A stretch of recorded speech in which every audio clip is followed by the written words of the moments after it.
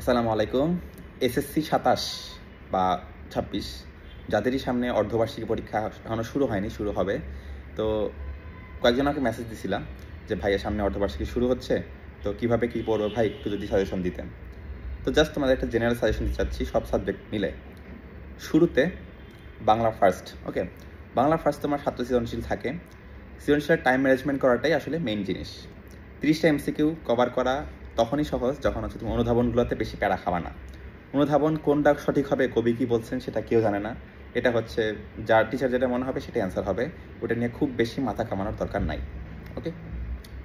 তো হচ্ছে তুমি এমসিকিউ নিয়ে প্যারা খাও না। সিকিউটা যাতে টাইম মতো 7টা অ্যান্সার করতে পারো, অ্যান্সার করে আসতে হবে, যাই করো না কেন অ্যান্সার করবা, এটা হচ্ছে কথা। 7টা যাতে অ্যান্সার করো, এটা হচ্ছে তোমার মেইন জিনিস কনসার্ন। বাংলা ফার্স্টে। বাংলা সেকেন্ডে তোমার কী থাকে, ব্যাকরণের পার্ট থাকে, নির্মিতির পার্ট থাকে। ব্যাকরণের পার্ট তো আশা করি ইনশাল্লাহ বোর্ডের জিনিসপত্র দেখে গেলে বা কলেজের বিভিন্ন কোশ্চেন ব্যাংক দেখে গেলেই তোমার হাতে কমন আসার কথা। আর বাকি রইলো তোমার নির্মিতির পার্টটা, সেটাও টাইম বুঝে তুমি অবশ্যই লিখবা। রচনা এমন, যদি রচনা অনেকে আগে শুরু করো, রচনা আগে শুরু করে এমনভাবে লেখা শুরু করবো না বাকিগুলো লেখার টাইম পাও না, ঠিক আছে। একটা স্ট্যান্ডার্ড মেথড মেনটেন করে সবগুলো লিখবা। দেন তোমার আসবে English first second. English first second নিয়ে আসলে আলাদা করে বলার কিছু নাই। ইংলিশে নর্মালি লেখার জন্য অনেক সময় পাওয়া যায়। টাইম মেনটেন করে লেখাটা শেষ করবা, সুন্দর হাতে লেখা ট্রাই করবা। কারণ ইংলিশের ক্ষেত্রে যেহেতু লেখার টাইম বেশি, সুন্দর করে লিখলে জিনিসটা অবশ্যই চোখে ভালো মতো পড়বে। আর ট্রাই করবা, অবশ্যই চেষ্টা করবা যাতে ওয়ার্ড বা কোনো গ্রামার যাতে ভুল না হয় সেটা ঠিক রাখার জন্য। যে কোনো সেন্টেন্স লিখবা, গ্রামারটা অবশ্যই ঠিক রেখে তারপর লিখবা।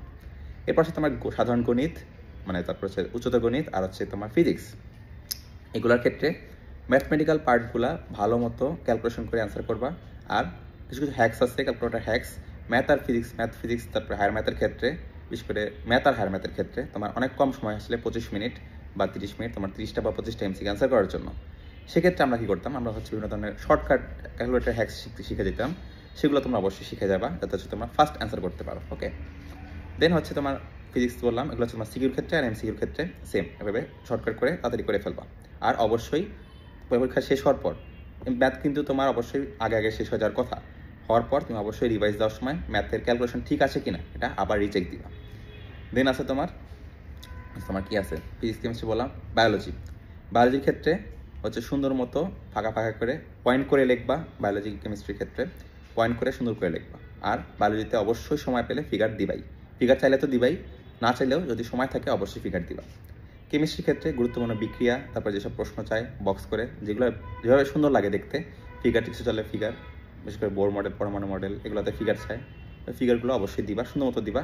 ক্যালকুলেশনের ক্ষেত্রে সেম, আবার রিক্যালকুলেশন করবা যখন হচ্ছে রিভিশন দিবা।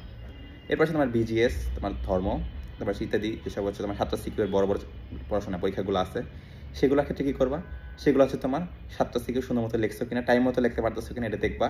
সবগুলা মানে ধর্মের ক্ষেত্রে না, মানে সমাজের ক্ষেত্রে মোস্ট প্রবলি পার্ট ওয়াইজ তোমার হচ্ছে গিয়ে স্পেসিফিক 7টা অ্যান্সার করতে হয়। মনে করো ইকোনমি থেকে অতগুলো, অর্থনীতি এতগুলা, পরিণতি থেকে এতগুলা, এরকম অ্যান্সার করার কোনো স্পেসিফিক যদি ভাগ থাকে, খেয়াল রাখবা যে সবগুলো যাতে তুমি টাচ করে অ্যান্সার করছো এটা। তো আলটিমেটলি এই হচ্ছে তোমার ওভারঅল একটা গাইডলাইন দিয়ে দিলাম। এই গাইডলাইন ইনশাল্লাহ ফলো করবা। আর হচ্ছে তাহলে খুব বেশি টেনশন করার কিছু নাই, ওকে। এটা তোমার জীবনের শেষ পরীক্ষা না, হইতে পারে, ঠিক আছে, আল্লাহ না করে তোমার জীবনের শেষ পরীক্ষা না।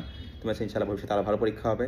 এই পরীক্ষাগুলো তুমি কেন দিচ্ছ, যাতে হচ্ছে তোমার ভবিষ্যতে যাতে মেইন এক্সাম যেগুলো ম্যাটার করে, যেমন হচ্ছে তোমার বোর্ড এক্সাম, তোমার অ্যাডমিশন এক্সাম, সেগুলোতে যাতে তোমার হচ্ছে ভুল না হয়। এই ক্ষেত্রে তোমার বোর্ড এক্সাম, অবশ্যই বোর্ড এক্সামে তোমার যাতে ভালো করতে পারো, সেই জন্য এটা যাতে প্রস্তুতিমূলক পরীক্ষা, আর কিছুই না। খুব বেশি টেনশন করার কিছু নাই, ইনশাল্লাহ ভালো একটা পরীক্ষা হবে এই আশাবাদ ব্যক্ত করে এখানে রাখছি আজকে। আল্লাহ হাফেজ, আসসালামু আলাইকুম।